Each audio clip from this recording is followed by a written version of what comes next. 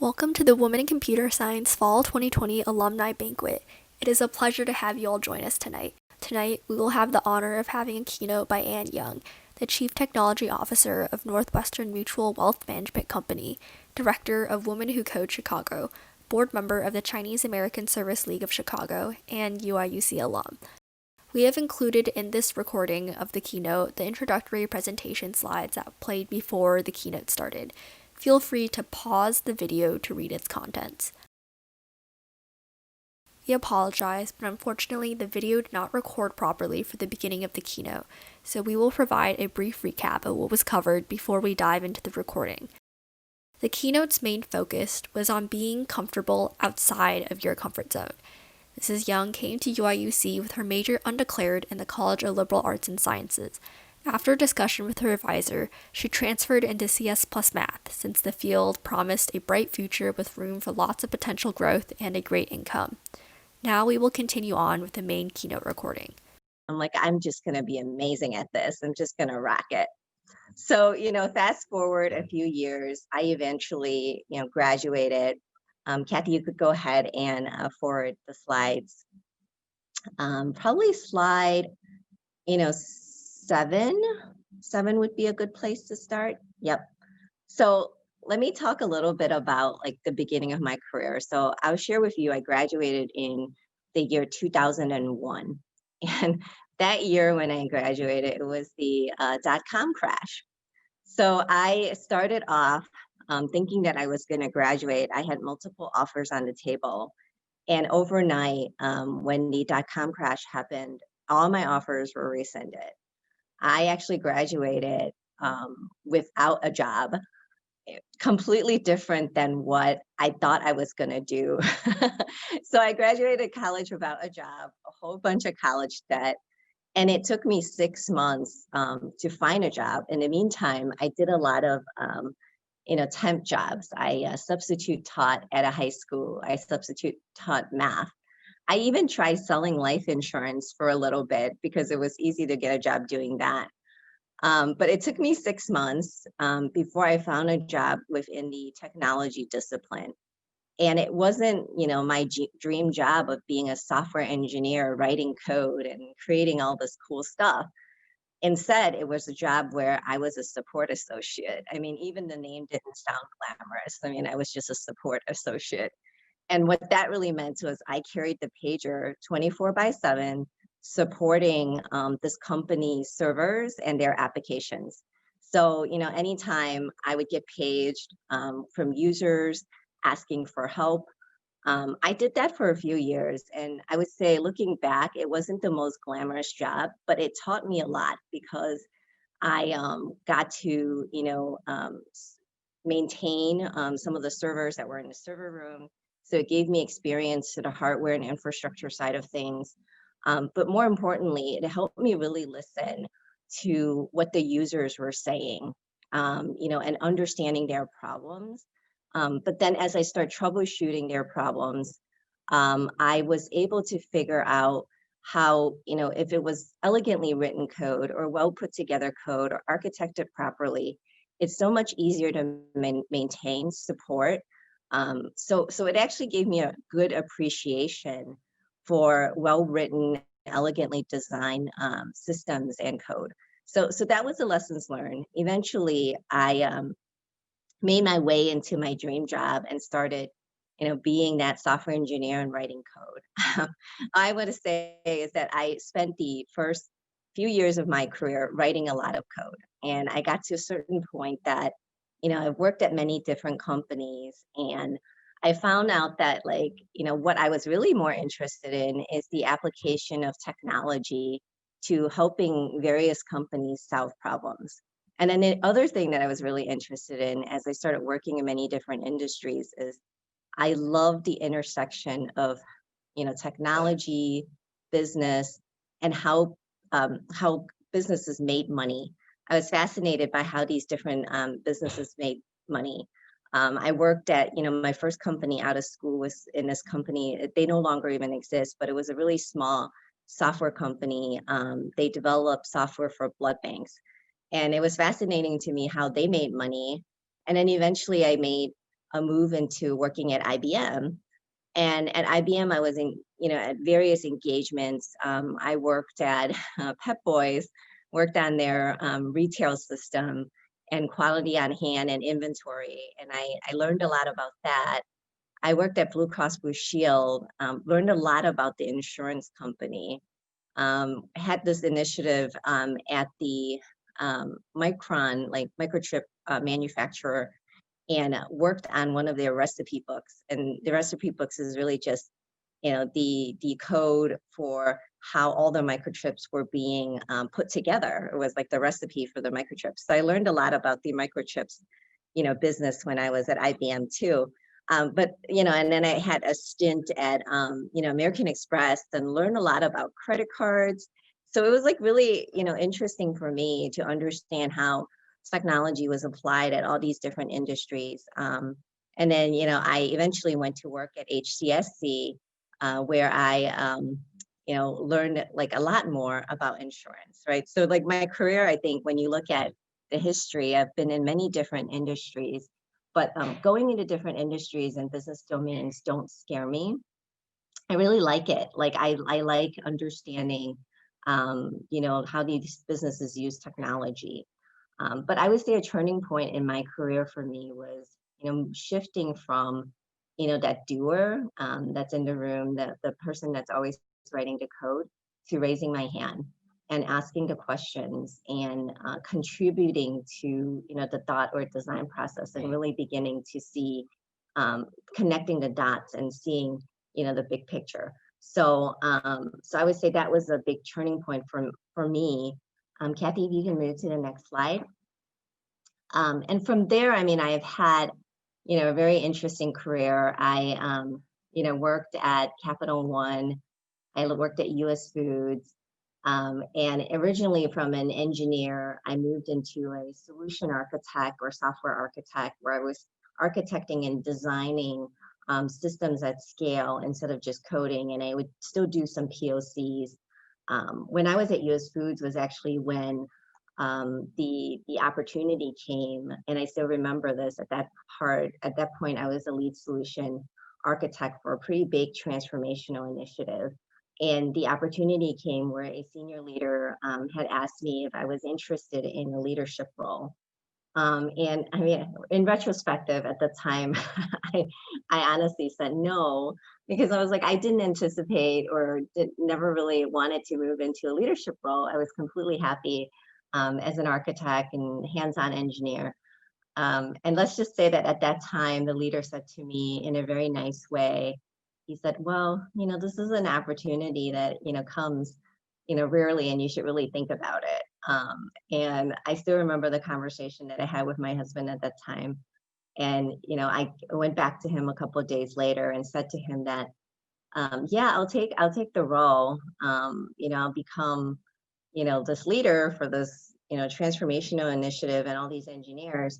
But, if I'm really bad at this, like, I want my architect job back. And he just kind of looked at me like, yeah, if you're really bad at this, you and I would both be looking for new jobs. And then I realized like, oh, this is for real. But like, the story with that was that, throughout my career, I never intentionally like looked for jobs that were, trying to move up the career ladder or trying to up my title. I made job changes because I wanted to make sure that I was challenging myself and developing myself as a technologist. And then later on, I realized it was also developing myself as a leader. So all my job moves, I would say, I didn't intentionally seek them out, but a lot of times they came and they looked for me. And it was something that really excited me that I felt like was a good challenge. It was going to help me grow in ways that, would be, beneficial for me as a person. I would go after them. So, quite interestingly, I get asked a lot, like, how did you, what's your secret to success? Or, how did you think about growing or advancing your career? And I would say that in the initial, like first, like I've been in the tech industry for almost 20 years now. I would say for the first 15 or 16 years, I really didn't do it with the intention of advancing my career or climbing up the corporate ladder. I chased opportunities that were interesting to me as a technologist and interesting to me as a person, like personal development, or just I had an interest in that line of business. But I would say that because of that, in the past, I would say 5 years or so, I've really been more intentional about thinking about where I want to be. And I think that turning point really happened when I was at Capital One, and I was being asked to lead up the Women in Tech initiative at Capital One for Women in Tech for Capital One's Chicago office.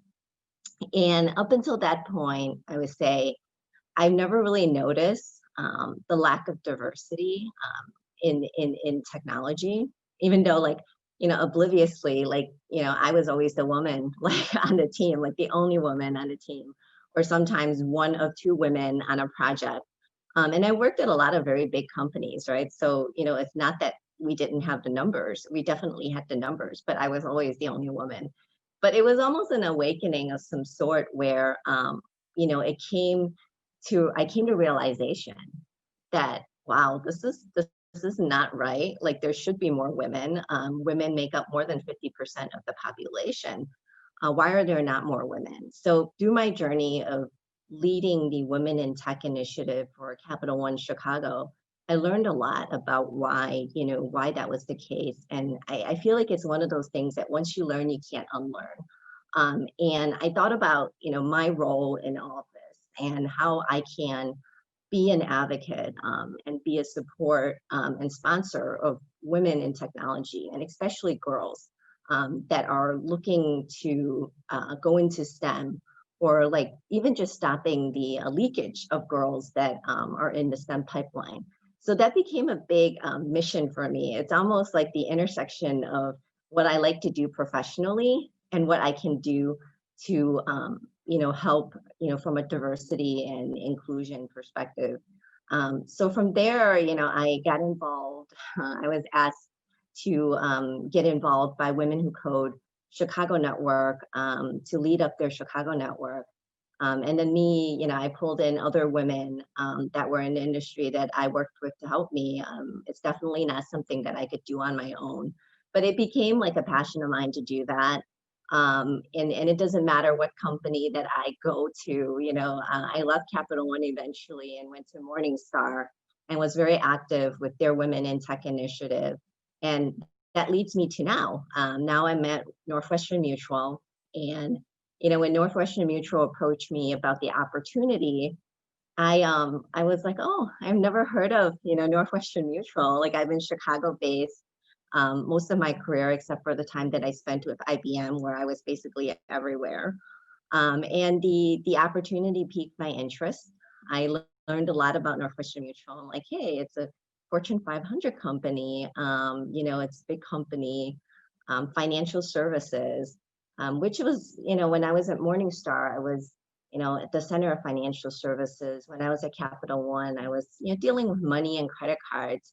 But moving to Northwestern Mutual really put me kind of at the center of wealth management and technology. So from there, when I initially joined Northwestern Mutual last year in April, I started as VP of engineering, heading up our advisor technology, so more of the operations support of our advisor technology. And then earlier this year in March, I received a promotion and became the CTO for their wealth management company. So now I'm, at the center of, the wealth management advisors and their technology, and making sure that they have what they need to service our clients to really build financial security.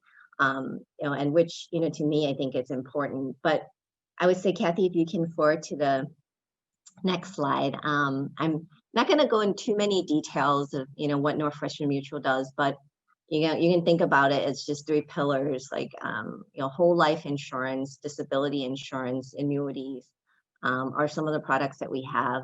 But we also have investment products that we help build wealth and preserve wealth. And then a lot of planning services like financial planning, retirement planning, like planning. So you can think of us as a full service financial services, wealth management company firm.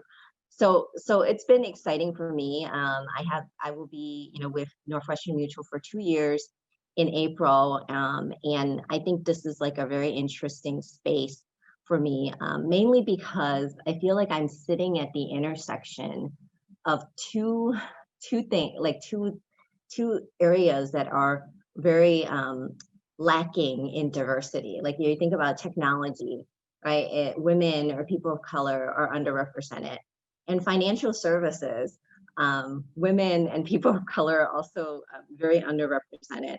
So for me, it's uncomfortable. It's always been, an uncomfortable place to be in a place where there are not a lot of people like you, right? But when I think back to my whole career, that's how it's been. And I guess I've gotten very comfortable with that. But having this realization that I'm at the intersection of two industries or two specialties that don't have a lot of diversity, it makes me kind of excited that I have a seat at the table, to be able to make change happen and to really further our initiatives around diversity and inclusion. So that's exciting for me at this point when I think about, in addition to all the work that we're driving, and the teams and the technologies that we're driving in with Northwestern Mutual's transformation, we're investing a lot in technology.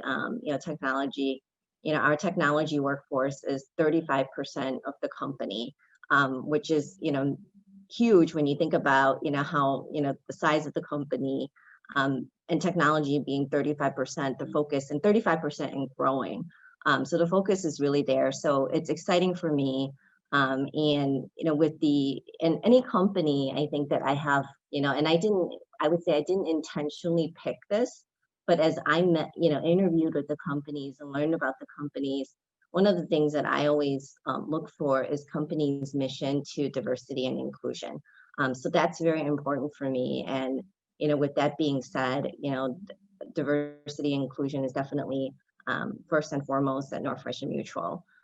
So with that, Kathy, you can advance, some of the slides, probably to slide 13. I won't give you too much of a spiel on Northwestern Mutual because I feel like you can always find that information. But one thing that I do want to share with this group is our Women in Tech conference that is coming up. And it is a Women in Tech conference that's open externally to anybody, and it's free. All you have to do is look up Women in Tech conference for Northwestern Mutual, and there's an Eventbrite. You can sign up. We have over 50 different speakers, sessions, workshops, and 25 companies representing. So it should be a fun event. It's going to be all virtual, so you can just, hang back at home or wherever you are and join us. It's our first time that we're doing something like this. And part of the reason is because we really wanted to get women together. So that's the theme of the event. So I would, leave it at that. But, as Kathy, you can go ahead and forward. And, I just wanted to just talk about high tech. So high tech, another one of the initiatives that we actually have with the area schools in Northwestern Mutual, and it's basically a STEM outreach program. So if you are interested in, finding out more about that, please Google it and look it up.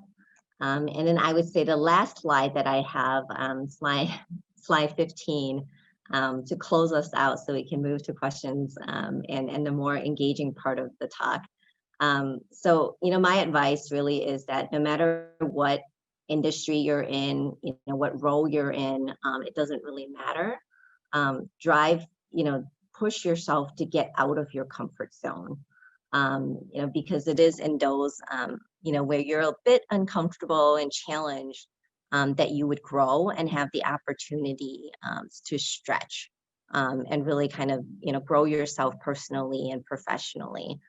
Other advice, when I look back, I was like, what kind of advice would I give to my younger self that I wish someone would tell me? I think the first thing that stood out to me was ask for help. I think one of the things that I didn't do enough of in my earlier in my career, or even when I was in school, was reaching out and asking for help. Maybe it's because it made me really uncomfortable to be asking for help, right? Because it's a vulnerable place to be. But what I found throughout my career is that lots of times that I've asked for help, I've always had people that were willing to help me. So that's important.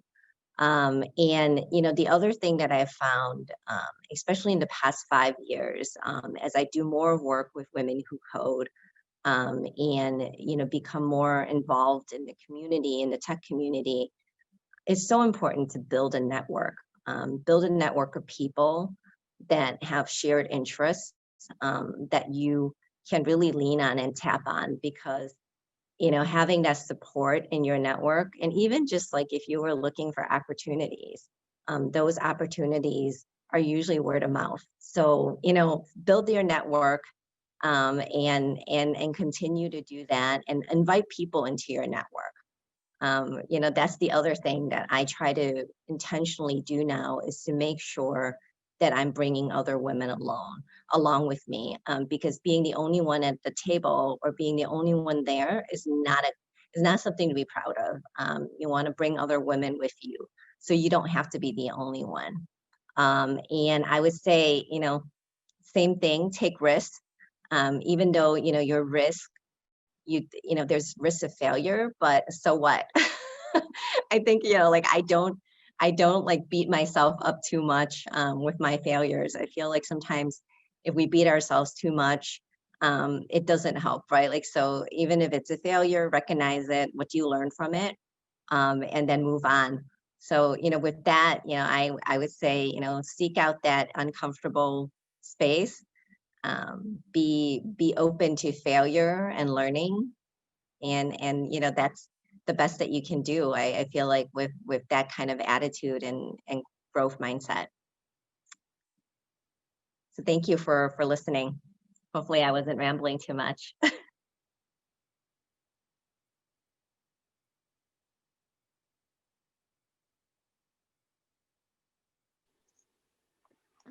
So we can open it up to questions now. I know some of you guys have been submitting questions through the anonymous question form. You're also feel free to like type your question in the chat if you're not comfortable speaking, or you can just pipe up. Either works. If anyone wants to put a question down right now, otherwise I can go through the anonymous question form first.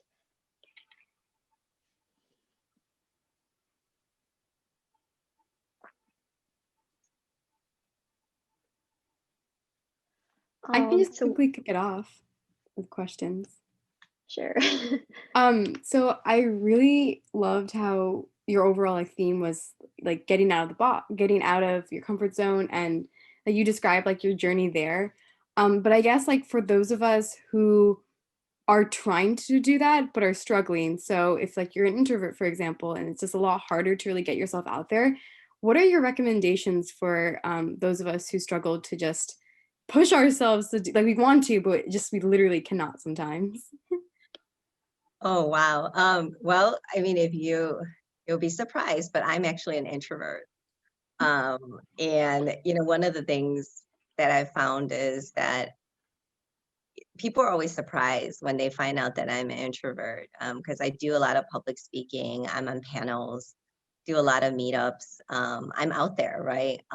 And people are always shocked, like, you're an introvert, really? And I'm like, well, being an introvert doesn't mean that I don't like, I just get tired afterwards. My energy is like drained. But I also feel like there's the purpose, right, to these things that I do, because if I'm not there to do them, or if I'm not, pushing for the change, as little as, you feel like sometimes what you're pushing for is very small, but it's all those things that add up. So for me, I find like, having overcome, I guess, the introvertedness is the mission or the goal, the focus. So I would say that it's really, thinking about what's going to motivate you, what's going to push you, be focused on that, and push past the introvertedness. So like, my thing is I hate public speaking, but in my role and, what I'm committed to doing, to advocate for women in technology, to be the voice. I cannot do that like without being out there and speaking. So it's kind of and making that be the reason to kind of push. Does that make sense? Yes, it does. And honestly, like your speech was wonderful today, even though you say that you're an introvert, it definitely did not hinder anything at all. Thank you.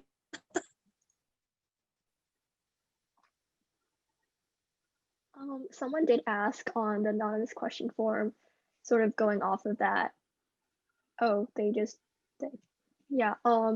So they were like, what was the first like big motivation for you to sort of get out of your comfort zone? Like, what do you think is that big initial step? Well, I would say there's multiple steps. It wasn't like one big thing. When I was in college, what really got me out of my comfort zone and just, not selecting a major was the motivation of college debt. I think that was like a big push, right? I'm a realistic person. So I was like, okay, the longer I stay, the more debt I'm going to be in. And my parents are immigrants. I came to the US with my parents when I was 3. And they're always hardworking, but like they were not going to be offering up to pay for my school. So I was like, I got to figure this out myself. So I would say that was the first motivation. And then I would say when I started my career, when I was a junior engineer or, more entry level and even up to like, I would say almost mid-career, what really pushed me out of my comfort zone was, I was sitting in a lot of meetings and I realized that, I was always like one of those people that I'm very quiet. I get my work done and, I'm, like I just focus on getting work done. But I realized that like a lot of people, and I would have questions about things, but a lot of times I won't ask because somewhere along the way I would figure it out or someone else would ask it. And then I would get to a point where I'm like, well, why am I not asking these questions, right? Like I have really, really good questions and I'm not comfortable like asking them in a big group because a lot of times I would feel like, oh, maybe it's a stupid question. But like then there's other people started asking stupid questions and then they're like, oh, that's a really good question. So then I just was like, hey, that's my question. That's what I wanted to ask. So I just kind of got to a point where I stopped caring as much about what other people thought about me. And I think actually being a consultant helped with that when I was at IBM, because, you get dumped, dropped into a project and you don't really know anything. So when you don't know anything, it's okay to ask questions because you're really not stupid, right? Like you just don't know. So like I found that being a new person and being in the consulting space, being dropped in on engagements, and the expectation is that you're, going to come up to speed really quickly. So I'm like, if I don't ask all my questions and raise my hands and get out of my, comfort zone of just kind of sitting back and taking information in, I'm never going to be successful, right, as a consultant, right? Because I'm not going to get to that understanding or that expectation fast enough.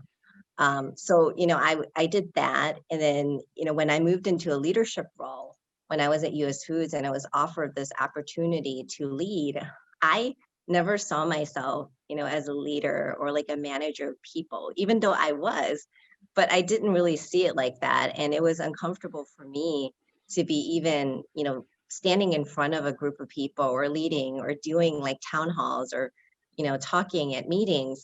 But, in order to be successful, like I said, I put it this way, it's that I was never a manager of individual contributors. When I made my leap into leadership, I jumped directly into director where I had managers and team leads that were, reporting to me. So I became a people leader of people leaders. And a lot of that, made me so uncomfortable because one is that I had to speak to people all the time in like big meetings and big groups. And I had to articulate like my ideas and my vision for what I wanted to do. And then on top of that, I had to learn the whole administrative side of, budgeting, expense management, creating strategies and aligning. It was like a skill set that I never used as an engineer. And I started tapping into when I was an architect, but it wasn't like at that level. So I would say when I moved into that leadership role, the first year was like you know, getting your MBA like on the job, like I had to learn everything, you know, but it made me so uncomfortable because every day I had this, you know, thought that I was probably going to get fired. Because I'm like, they're going to realize I don't know what I'm doing. But it was at that point that I really started asking for help. And I think that's what really saved me because I was really upfront about like, you know, the administrative side of the job that I didn't understand, right? Like, because I'm like, I've never had to do this before. And even giving people performance reviews or, you know, the really horrible and like hardest part of the job, firing someone after, you know, you have given them a bad performance review and you've managed them, you know, and they're not meeting performance expectations, having to sit someone down and fire them. I mean, that was really hard, right? So like, I think there were a lot of moments, but it's kind of rising to the occasion, right? Like a part of it is, you know, just like you have to do these things. You know, are you going to rise to the occasion? Or are you going to step up to the plate and do it? And it's an incremental process. You don't do it all at once. Yep. You have to take it step by step, and some of those steps are very small. Yes. Others, in your case, a couple of them have been quite large. Taking that Yes. step up to director was huge. Yeah, I didn't even know how big it was at that time. I was, I want to say I was pretty oblivious and naive to it. But I think I spent 15 years in financial services. I know what a director is. It's not fun. no, it's where well, I would say a lot of the big problems, you know, get brought right, like to Oh, yeah. and even Straight now up. in my role as CTO, it's I don't come into the day like thinking that I'm going to solve the easy stuff, right? Like if something's going to come to me, it's usually like pretty big and hairy. So But you've now had 20 years of experience doing that. yeah. You're out there. You've been there for a while. You know, the Yes. people coming out of college right now, you don't have to do that. You just have to do your job and try to be good. Mm-hmm. Yep. So Ann, I really enjoyed your talk. Thank you. So it sounds to me like I will tell everyone here, I kind of also am an introvert. I don't like to lead things, and I guess I didn't have a whole lot of, I was an interim department head for 1 year at my previous institution and then came here, and now we're in COVID, right? So it's not exactly, you know, what you don't have preparation for. So I think that, you know, many of the things that you were talking about, I can totally relate to.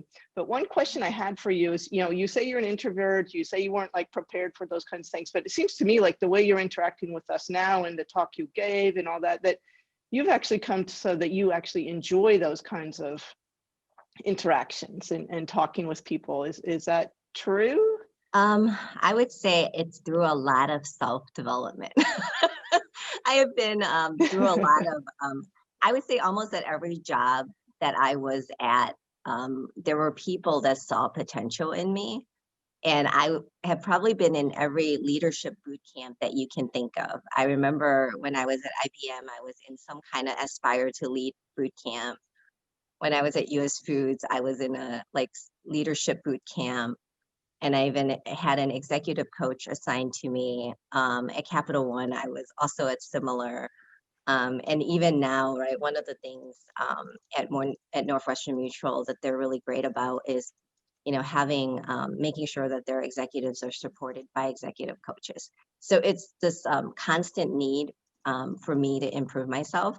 So I've had a lot of, you know, like techniques and learning how to, you know, public speaking is a skill. Like, you know, not a lot of people are great at public speaking, but if you're committed to working on it, you can get better. And I would say that there was one boot camp that I was at that like they filmed me as I gave a talk, and it was so horrible to watch. I was like, oh my God, I'm never gonna watch that. I need to burn that, like, you know, and it was on a CD and given to me. I was like, we need to burn that CD. I never want to see it. Exactly. That happened to me too. Commitment, you know, it's the commitment to just, you know, incrementally getting better.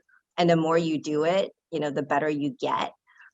So, you know, it's really that. And I do, you know, being an introvert doesn't mean that I don't, you know, enjoy talking to people. It's just that when I do a lot of it, I'm tired. Like after this talk, and usually when I have events or a talk or I give a big meeting or a big town hall, I like to just have my space. Like I would just like to sit by myself and do something, you know, like I read or I just like watch some Netflix. Like I just need time to be by myself. Like that's the kind of introvert I am. Like I call myself a highly functioning introvert. Like I figured out how to, you know, navigate like, you know, all the social needs and the external engagements. And, but at the same time, I know how to help myself reset.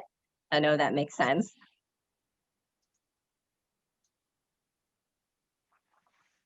Excellent advice.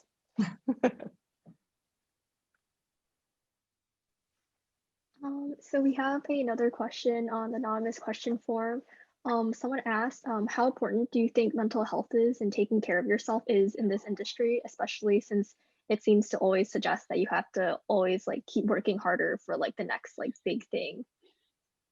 I mean, I don't think it's just this industry, right? In general. And I feel like with COVID hitting and we are all remote, like my days like start so early. You know, I had a 7 a.m. this morning. And it's pretty much like back to back. And the context switching is like crazy. Like I have a notebook and I take so many notes because throughout the day I context switch so much between various different things. But I would say mental health is important. And I find that the way that as I grew my career and my scope of responsibility grew bigger, the more important it was for me to know how to like mentally or emotionally like help myself, right? Like so there are certain things that you know I do where you know on Saturday it's a complete like no work day. Like everything that I do is fun. And Sunday, like I have my routines. And you know, I like now that we're at home a lot, I like to go for, you know, a walk at least, you know, I find a 30-minute block in my day. You know, and go for a walk with my dogs. Like, you know, you have to find things that help balance you. And I try not to think about work when I'm not at work, even though it's really hard to do because when I'm not at work, it's like my mind is you know, free. I'm like, ooh, let me think about this thing and let me think about that thing. But I think you just have to figure out how to give yourself the mental break. And I think the other thing is not to be so hard on yourself all the time. I find that like when I initially started out in my career, early career, I was very hard on myself. Like it was almost this like I had higher expectations of myself than anybody else around me. And later on, I realized that, you know, it's not to say to lower your standards, but to be realistic about, you know, what you can really do, what's in your control and your expectations, right? So I think it's not an easy, you know, I don't have an easy answer for that question, but it's really about more about self-awareness and getting to the point where you're very aware of, you know, your feelings, your emotions. Like today, I was actually in a meeting where I was getting slightly annoyed at something, and I had to check myself because I'm like, normally would I be annoyed at this? Like, well, like, no, but I was feeling a bit of annoyance. But I know that usually when I start feeling like that, I'm kind of starting to get burnt out, and I'm like, I need to schedule something where I can decompress. And you know, in the pandemic times, it's hard, right? Like normally at this time, I would probably be planning a vacation with my family, so we'd go somewhere and do something and kind of break the cycle of burnout. But this year, we're going to have to figure out how to be creative. But it's like the self awareness that when you're getting to that point, like mentally and emotionally, like what can you do to get yourself out of it?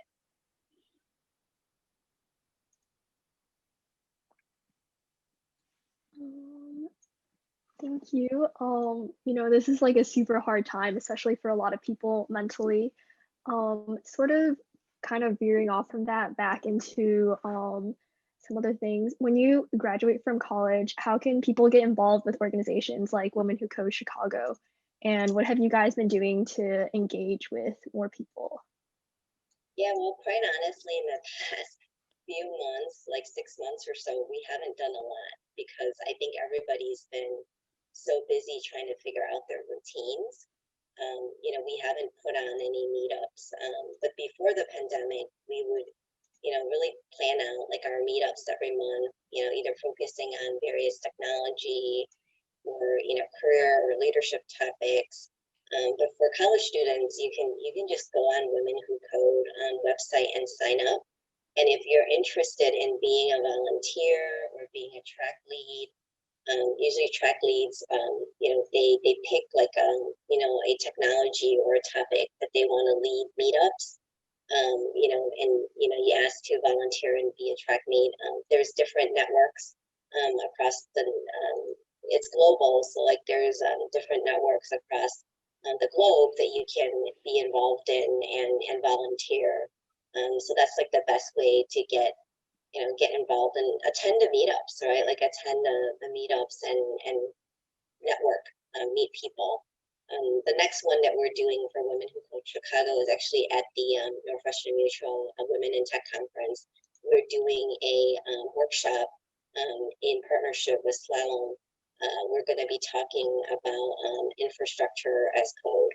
So Terraform and the configuration. So we're doing a hands-on workshop at the Women in Tech Conference. So like it's just various, there's so many different groups right now to be engaged. And when you sign up online, there's really someone that will get back to you. At least I know for sure for Women in Code, there's someone that will get back to you.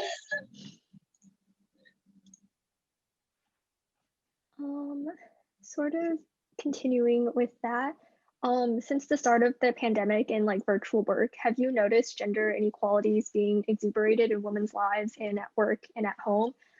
If yes, how have you and others been pushing back against this? Wow, I would say definitely.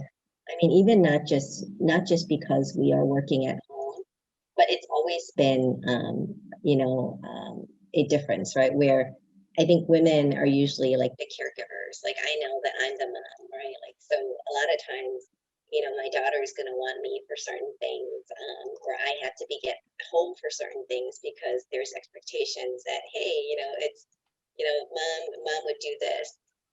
So I wouldn't say it's just because of the pandemic, but I do have to say that when we first transitioned to work from home, it was quite it was a hard transition, right? Because I was used to having more support, because one of the things, like going back to my advice about asking for help, is that as my career grew, one of the things that I've been very like lucky and privileged to be able to have is to be able to get help, right? Like I would be able to have a nanny to help me, with things that I needed help with. My husband, he works, but he's awesome. Like he's always there to help me.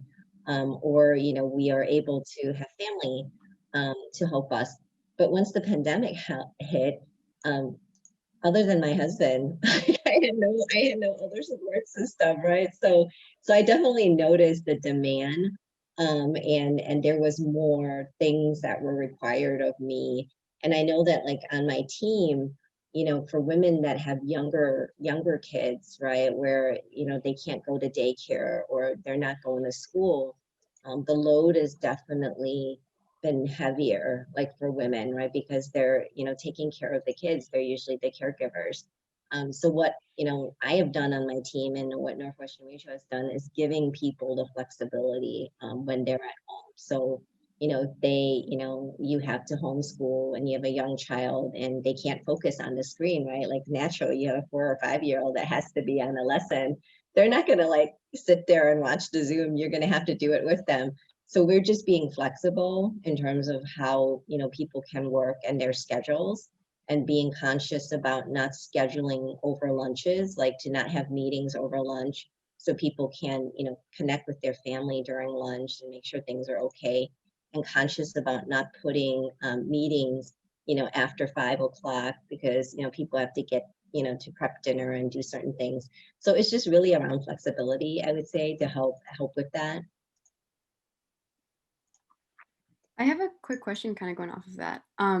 So it's like really good advice for how to deal with this changing like crazy times right now.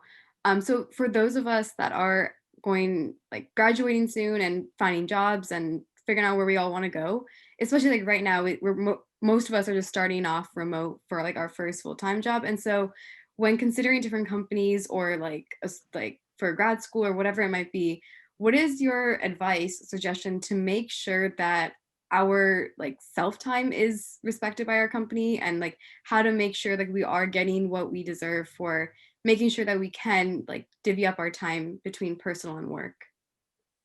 Yeah, I mean, I think that starts with you, right? Like setting the boundaries. I would say, at least, my experience is that a lot of managers, they're aware, right? Like, because they're also living this life, right? Like they're trying to find, that balance, right? Like, so I think just being upfront about like what you can, when you can and cannot meet, and making time for the things that are in your personal life, and not letting it, not letting work bleed, right? Like into it. Because one of the things I've noticed is that work is always there. Like there's never going to be a shortage of work, at least in all the different jobs that I've had. There was never a time that I sat around and was like, oh, I don't have any work to do. Like it was always more work to do than my capacity, right? So it's really around prioritizing what's important, but making sure that that doesn't overrun your other priorities, right? Because in personal life, you have to prioritize that first also. So for me, like I always prioritize my daughter and my family first. So when there are things that happen that conflicts with that, I just have to say no. And I think people understand that. Like if you're upfront about, like, hey, I just can't do this because I have these other commitments. I think like it starts with you, right? Like you have to set those expectations. Okay, I think we have time for one more question. Kind of going back to like your UIUC experience. What was your favorite like experience apart as an undergrad at UIUC, and what was like a moment that you felt was like really like important to like how you've developed into who you are now? I may seem really boring, but I would say it was like when I went into computer science, like there was just so much to learn. And it was very challenging that I like learned the importance of hard work. Like I had to just kind of push through, and that has been something that I would say throughout my career. Um, I I am very persistent. Like I have someone once said it was a lot of grit, right? It's that persistence and passion for what you want to do. And I think that started when I was at the U of I. Was like my determination, without ever any coding background, like be successful at computer science and graduating. Like that grit, like, and having that experience really carried through for me throughout my career. So I mean, there were times that I had a lot of fun too. I met a really good friend, at U of I, but I think just that hard work and grit, like that really, resonates even now. So thank you so much for your keynote, Anne, and for all of the wonderful responses to the questions we've had. We're so happy that you were able to speak for us tonight. Thank you for having me. I really enjoyed all the questions. I'm always open to connecting. So LinkedIn, and you have my email, so you can contact me if there's anything that I can help, in the future. I'm happy to do it. So thank you so much. Thank you.